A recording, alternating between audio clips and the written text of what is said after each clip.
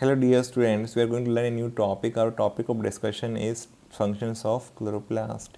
Hello प्यारे बच्चों, इस वीडियो में हम एक नया टॉपिक डिस्कस करने वाले हैं। हमारा टॉपिक का डिस्कशन है फंक्शंस ऑफ क्लोरोप्लास्ट। क्लोरोप्लास्ट क्या क्या फंक्शंस कर सकता है और इसके बारे में क्वेश्चंस एग्जाम में पूछे गए हैं। My name is Deep Kalatra. I am going to explain to all this in video. Now let's start the video. What are the functions of chloroplast? First function is site for photosynthesis.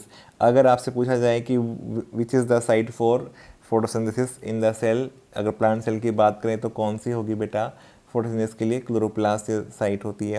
अब photosynthesis को अगर देखें तो बेटा photosynthesis दो parts में divide होता है मेनली। अगर इसका मैकेनिज्म पढ़ेंगे, एक फेज़ को बोलते हैं लाइट रिएक्शन, दूसरी फेज़ को बोलते हैं डार्क रिएक्शन। देखो यहाँ पे फोटोसिंथेसिस में लाइट रिएक्शन में क्या होता है बेटा, लाइट एनर्जी को कैप्चर किया जाता है। कहाँ पे कैप्चर किया जाता है बेटा? थाइलाकोइड्स के अंदर। थाइलाकोइड्स के अंदर कौन कैप्चर करते हैं बेटा? फोटोसिंथेटिक पिगमेंट मॉलिक्यूल जैसे कि क्लोरोफिल एंड कैटोन, जो कि हम अब डिस्कस करने वाले हैं स्ट्रक्चर के द्वारा ही थाइलाकोइड के बारे में, लाइट रिएक्शन के बारे में। तो यहाँ पे क्या होगा बेटा, ये लाइट एनर्जी को ट्रैप कर लेंगे और ट्रैप करके यहाँ पे स्टोर कर लेंगे और इससे एटीपी बना करके एनर्जी की फॉर्म में स्टोर करके रख लेंगे। और अगर ऐसा होगा तो इसको हम क्या बोलेंगे? Photo phosphorylation. क्या बोलेंगे? Photo phosphorylation. क्या होता है बेटा? देखो इसको समझते हैं। हम थाइलाकोइड के स्ट्रक्चर के बारे में डिस्कस कर चुके हैं, अब हम फंक्शन के बारे में समझते हैं। देखो जैसे स्ट्रक्चर के थाइलाकोइड के बारे में पढ़ा कि ये सिंगल मेम्ब्रेन बाउंड स्ट्रक्चर है, एक ही मेम्ब्रेन होती है। इसी मेम्ब्रेन में कुछ पिगमेंट मॉलिक्यूल्स मिलते हैं जो कि ग्रुप बना के रहते हैं। कौन कौन से बेटा? Chlorophyll and carotenoids. इनके ग्रुप को हम क्या बोलते हैं बेटा? क्वांटासोम बोलते हैं। ये सनलाइट एनर्जी को ट्रैप करने का काम करते हैं, अब्जॉर्ब करने का काम करते हैं। इसको यहीं पे पकड़ के रख लेंगे। अगर इसको पकड़ के रखें बेटा, एनर्जी क्या होगी? इलेक्ट्रॉन्स की फॉर्म में फ्लो करेगी। क्या करेगी? थाइलाकोइड की मेम्ब्रेन के अंदर ही इलेक्ट्रॉन कैरियर प्रेजेंट होते हैं जो कि इस इलेक्ट्रॉन कैरियर्स को आगे से आगे ले जाने का काम करते हैं। और जब ये क्वांटासोम से आगे जाते हैं तो इसका नाम क्या हो जाता है बेटा? इलेक्ट्रॉन ट्रांसपोर्ट चेन या इलेक्ट्रॉन ट्रांसपोर्ट सिस्टम। तो ETS या ETC इसका नाम होता है। और ये कहाँ चलता है बेटा? ये क्लोरोप्लास्ट के थाइलाकोइड के मेम्ब्रेन के अंदर ही चलता है, इलेक्ट्रॉन ट्रांसपोर्ट चेन और इलेक्ट्रॉन ट्रांसपोर्ट सिस्टम। अगर आपने माइटोकॉन्ड्रिया पढ़ लिया है तो बेटा आप मुझे बताओ कमेंट करके कि माइटोकॉन्ड्रिया में इलेक्ट्रॉन ट्रांसपोर्ट चेन कहाँ पे चलती है। और नहीं आपको पता तो आप वीडियो को वॉच करो, वहाँ पे आपको फंक्शंस ऑफ माइटोकॉन्ड्रिया पढ़ाया था, वहाँ पे ये चीज़ें मैंने समझाई थी आपको। Now let's come back to here. अब देखते हैं कि इलेक्ट्रॉन ट्रांसपोर्ट चेन चलेगी कहाँ पे चलेगी बेटा? मेम्ब्रेन ऑफ थाइलाकोइड के अंदर चलेगी। एक इलेक्ट्रॉन के दूसरे इलेक्ट्रॉन के पास इलेक्ट्रॉन जाएंगे और साथ में क्या होगा बेटा? ये ल्यूमन क्या होता है? थाइलाकोइड के मेम्ब्रेन के अंदर का स्पेस को हम क्या बोलते हैं? ल्यूमन बोलते हैं। इसके अंदर प्रोटॉन कंसंट्रेशन बढ़ जाएगी और स्ट्रोमा के अंदर प्रोटॉन कंसंट्रेशन बेटा कम हो जाएगी। ठीक है, तो यहाँ पे इलेक्ट्रॉन ट्रांसपोर्ट चलने से क्या होता है? ल्यूमन के अंदर प्रोटॉन कंसंट्रेशन बढ़ जाती है और स्ट्रोमा के अंदर रिलेटिवली कम हो जाते हैं प्रोटॉन्स। और इसके कारण क्या होता है बेटा? ल्यूमन के अंदर प्रोटॉन्स ज़्यादा हो जाएंगे और यहाँ पे ज़्यादा होंगे और स्ट्रोमा में कम हो जाएंगे। तो इसकी वजह से प्रोटॉन्स की कंसंट्रेशन ग्रेडियंट सेटअप हो गया है अक्रॉस द मेम्ब्रेन। ल्यूमन के अंदर कंसंट्रेशन ज़्यादा है, स्ट्रोमा में कम है और प्रोटॉन्स जो है बेटा अपनी हाई कंसंट्रेशन लो की तरफ जाना चाह रहे हैं, लेकिन डायरेक्टली मेम्ब्रेन को क्रॉस नहीं कर सकते क्योंकि मेम्ब्रेन इसको अलाउ नहीं करेगी। तो यहाँ पर भी क्या होता है बेटा? थाइलाकोइड की मेम्ब्रेन के अंदर क्या मिलते हैं? F0 F1 पार्टिकल जो माइटोकॉन्ड्रिया में देखे थे वैसे ही पार्टिकल, इनको यहाँ पे क्या बोला गया बेटा? C4 क्लोरोप्लास्ट लगाया। CF0 और CF1 काफ़ी सिमिलर से पार्टिकल हैं जो यहाँ पे क्लोरोप्लास्ट की मेम्ब्रेन में मिलते हैं और ये प्रोटॉन्स के ट्रांसपोर्ट करवाने को हेल्प करते हैं या फैसिलिटेट करते हैं। तो CF0 CF1 क्या है बेटा? Integral membrane protein. कहाँ पे मिलते हैं? थाइलाकोइड की मेम्ब्रेन के अंदर मिलते हैं बेटा CF0 CF1 और ये प्रोटॉन के ट्रांसपोर्ट को प्रमोट करते हैं। और जब प्रोटॉन यहाँ से पास करेंगे CF0 से तो बेटा तो अपनी हाई कंसंट्रेशन से लो की तरफ जाने के लिए, स्ट्रोमा की तरफ जाने के लिए प्रोटॉन जब पास करेगा तो ये CF0 को एनर्जी देगा। और CF0 यहाँ पे जो है बेस पार्ट बेटा स्टोक की हेल्प से यहाँ पे हेड पार्ट CF1 से जुड़ा हुआ है। ये CF1 स्ट्रोमा के अंदर नहीं है बेटा, ये है तो मेम्ब्रेन के अंदर ही, आपको स्ट्रोमा वाली साइड से दिखाई देगा मेम्ब्रेन के अंदर प्रेजेंट। तो हमने समझने के लिए बाहर बनाया, अदरवाइज ये है मेम्ब्रेन का पार्ट क्योंकि ये इंटीग्रल प्रोटीन है और ये थाइलाकोइड की मेम्ब्रेन के अंदर ही CF0 और CF1 मिलते हैं, जिसमें तीनों पार्ट मिल जाएंगे, बेस भी मिलेगा, स्टॉक भी और हेड भी। तो F0 F1 पार्टिकल के बारे में सेम डिस्कस किया, सेम डिटेल्स यहाँ पे अप्लाई होती हैं। जो हेड पार्ट है बेटा ये जुड़ा हुआ है CF1 CF0 से। जब प्रोटॉन का मूवमेंट होगा तो इसकी काइनेटिक एनर्जी मिलेगी CF0 को, ये ट्रांसफर कर देगा CF1 को। और यहाँ पे क्या है बेटा, एडेनोसिन डाइफॉस्फेट ADP है और साथ में ऑर्गेनिक फॉस्फेट है इसके, और इनके बॉन्ड बनाने के लिए एनर्जी मिल जाएगी CF1 को, और इसको यहाँ पे बॉन्ड बना करके ये एडेनोसिन ट्राइफॉस्फेट में कन्वर्ट कर देगा और इस एनर्जी को स्टोर कर लेगा, जो एनर्जी लाइट एनर्जी से आई थी। तो बेटा लाइट रिएक्शन में क्या होता है, थाइलाकोइड मेन रोल प्ले करते हैं, लाइट एनर्जी को अब्जॉर्ब करते हैं। लाइट एनर्जी अब्जॉर्ब करने इलेक्ट्रॉन ट्रांसपोर्ट चेन चलती है। इलेक्ट्रॉन ट्रांसपोर्ट चेन चलने से ल्यूमिन में प्रोटॉन्स बढ़ जाते हैं, और फिर ग्रेडियंट का जब ब्रेकडाउन होता है तो प्रोटॉन्स अपनी हाई कंसंट्रेशन कहाँ पे, ल्यूमिन से स्ट्रोमा जहाँ पे कंसंट्रेशन लो है वहाँ जाते हैं। किससे पास होंगे, एक चैनल से, एक प्रोटीन से, क्या है CF0 CF1 से, और जब पास होंगे तो यहाँ पे एनर्जी मिलेगी ADP को, और ये फॉस्फेट जोड़ेगा तो क्या बन जाएगा ATP। इसी को हम क्या बोलते हैं बेटा, फोटो फॉस्फोरिलेशन। फोटो मतलब लाइट, फॉस्फोरिलेशन ADP में फॉस्फेट का जुड़ना क्या कहलाता है बेटा, फॉस्फोरिलेशन। और लाइट की वजह से ये सारा काम हुआ है, इसलिए इसको क्या बोलते हैं, फोटो फॉस्फोरिलेशन। अगर ये लाइट नहीं आएगी बेटा तो ये लाइट रिएक्शन नहीं चलेगी, इसका मतलब ATP नहीं बनेगा और एनर्जी स्टोर नहीं होगी।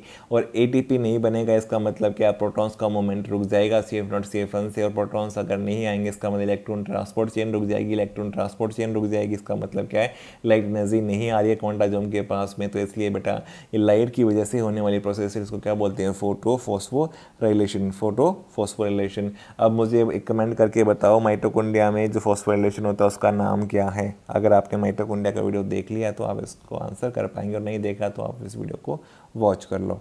ठीक है, नाउ अब देखते हैं बेटा, हमने लाइट रिएक्शन समझी। लाइट रिएक्शन में लाइट एनर्जी को क्लोरोप्लास्ट स्टोर कर लेते हैं थाइलाकोइड की हेल्प से ATP की फॉर्म में।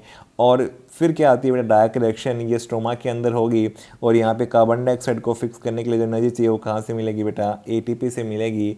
तो ये लाइट पे डायरेक्टली डिपेंड नहीं है ये वाली फेज, इसलिए इसको क्या बोलते हैं, डार्क रिएक्शन। और ये स्ट्रोमा के अंदर होती है बेटा, कार्बन डाइऑक्साइड को फिक्सेशन करने के लिए ATP एनर्जी देगा, और ये प्रोसेस होगी, उसका नाम क्या होगा, केल्विन साइकिल या C3 साइकिल। ये हम डिस्कस करेंगे डिटेल में बेटा, जब थोड़ा सा हायर प्लान पढ़ेंगे वहाँ पे सारे डिटेल में केल्विन साइकिल क्या होता है, C3 साइकिल क्या होता है। और इससे क्या होगा बेटा, कार्बन डाइऑक्साइड जोड़ने के लिए एनर्जी चाहिए थी वो ATP देगा, और ये यहाँ पे केल्विन साइकिल में सिंथेसिस ऑफ कार्बोहाइड्रेट किया जाएगा। One of the simplest carbohydrate कौन सा है बेटा, ग्लूकोज, जो कि प्लांट्स में सिंथेसिस होता है। और यहाँ पे डार्क रिएक्शन के अंदर जो कि स्ट्रोमा के अंदर होती है, रुबिस्को के कारण होगी। रुबिस्को कहाँ पे रोल प्ले करता है बेटा, स्ट्रोमा के अंदर केल्विन साइकिल या सीधे साइकिल चलाने में, और कार्बन डाइऑक्साइड को फिक्स करके क्या बनाता है, ग्लूकोज या कार्बोहाइड्रेट का सिंथेसिस करता है। इसके अलावा दूसरे शुगर जैसे सुक्रोज भी बनती है, ग्लूकोज को ही जो है ऐड करने से फ्रुक्टोज के साथ में बन जाती है, और ऐसी दूसरी टाइप की कार्बोहाइड्रेट्स या शुगर बन जाती हैं। तो यहाँ पे हमने फोटोसिंथेसिस पढ़ा कि बेटा एक लाइट रिएक्शन, दूसरी क्या होती है, dark reaction. Light reaction directly light का रोल होता है, डार्क रिएक्शन में जो है इनडायरेक्टली लाइट के प्रोडक्ट को यूज किया जाता है। तो फोटोसिंथेसिस कंप्लीट होती है। तो क्वेश्चन आ सकता है, साइट ऑफ फोटोसिंथेसिस क्या है बेटा, क्लोरोप्लास्ट।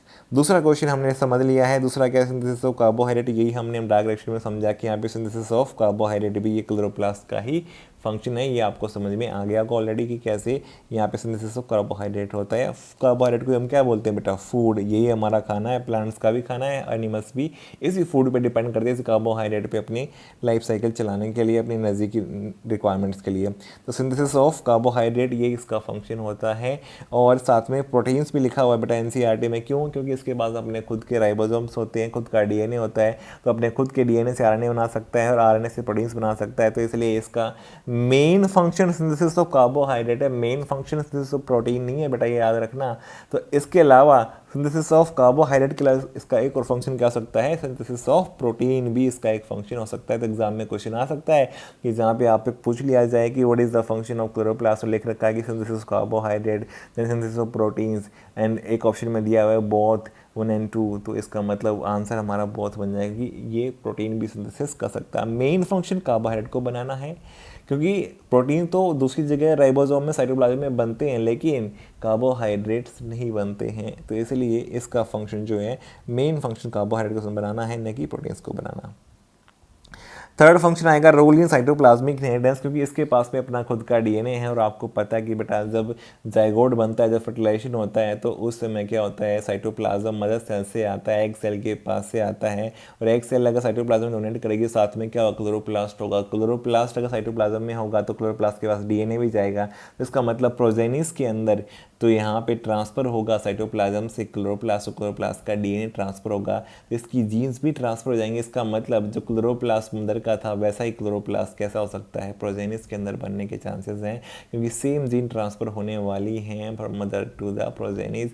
इसलिए दो तरह का इनहेरिटेंस होता है, हम दो तरह इनहेरिटेंस पढ़ते हैं। एक तो न्यूक्लियस के जीन का इनहेरिटेंस, उसको बोलते हैं न्यूक्लियर इनहेरिटेंस। दूसरा क्या होता है बेटा, साइटोप्लाज्म के जीन का इनहेरिटेंस। साइटोप्लाज्म में मेनली डीएनए या जीन कहाँ पे हैं, डीएनए कहाँ पे, क्लोरोप्लास्ट के पास या माइटोकॉन्ड्रिया के पास। तो दोनों के अंदर से अगर जीन ट्रांसफर होती है माइटोकॉन्ड्रिया क्लोरोप्लास्ट, तो उस इनहेरिटेंस को क्या बोलते हैं, साइटोप्लाज्मिक इनहेरिटेंस। या इसको एक्स्ट्रा न्यूक्लियर इनहेरिटेंस भी बोल देते हैं, क्योंकि ये न्यूक्लियस के बाहर की जीन्स है, न्यूक्लियस के अंदर की नहीं, इसको एक्स्ट्रा न्यूक्लियर इनहेरिटेंस भी लिखा होता है कहीं कहीं पे। बाकी डिटेल स्टडी हम इसके बारे में करते हैं जब जेनेटिक्स पढ़ते हैं, तो वहाँ पे डिटेल में हम स्टडी करते हैं। आपको ये पॉइंट समझ में आ गया होगा। तो अभी तक हमने बेटा इसके फंक्शन के बारे में डिस्कस किया। इसके मेन फंक्शन क्या है, it is the site of photosynthesis.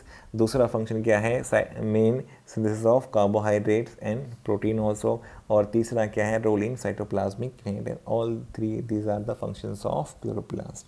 I hope आपको ये सारे पॉइंट समझ में आ गए होंगे।